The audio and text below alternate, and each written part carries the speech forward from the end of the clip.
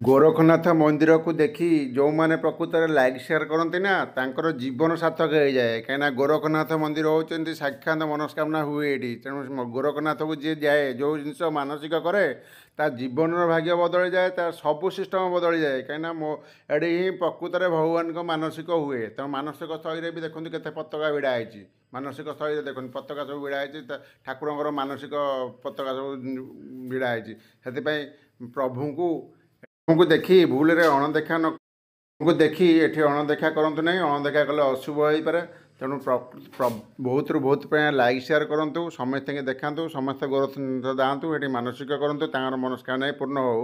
ତ ମନସ୍କାମନା ପୂର୍ଣ୍ଣ ହେବ, ଆପଣ ନିଶ୍ଚିତ ଯାଆନ୍ତୁ, ସେଠି ମନସ୍କାମନା ପୂର୍ଣ୍ଣ ହେବ। ଅଣଦେଖା କରିବେନି, ଅଣଦେଖା କଲେ ଅଶୁଭ ହୋଇପାରେ। ତେଣୁ ଅଣଦେଖା ନ କରି ଯେତେ ଲାଇକ୍ ସେୟାର କରିବେ ନା ଆପଣଙ୍କ ଜୀବନ ଭାଗ୍ୟ ସବୁ ବଦଳିଯିବ। ତେଣୁ ଠାକୁରଙ୍କୁ ଏଠି ବହୁତ ଦେଖନ୍ତୁ, କେତେ ପ୍ରକାରର ସବୁ ସିଷ୍ଟମ ଦେଖନ୍ତୁ। ମନ୍ଦିର ବି କେତେ ସୁନ୍ଦର ଦେଖାହେଉଛି।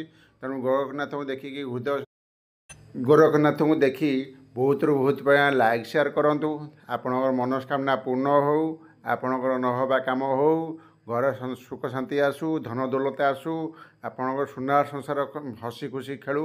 ମୁଁ ଠାକୁରଙ୍କୁ ଡାକୁଛି ସବୁ ଆପଣଙ୍କର ଭଲରେ ହେଉ, କୌଣସି ଅମଙ୍ଗଳ ଆପଣଙ୍କ ପାଖକୁ ନ ଆସୁ, ସବୁ ମଙ୍ଗଳ ହେଉ, ଆପଣଙ୍କର ସବୁ କିଛି ଭଲ ହେଉ। କିନ୍ତୁ ଅଣଦେଖା ନ କରି ନିଶ୍ଚିତ ଭକ୍ତିରେ ଲାଇକ୍ ସେୟାର କରନ୍ତୁ।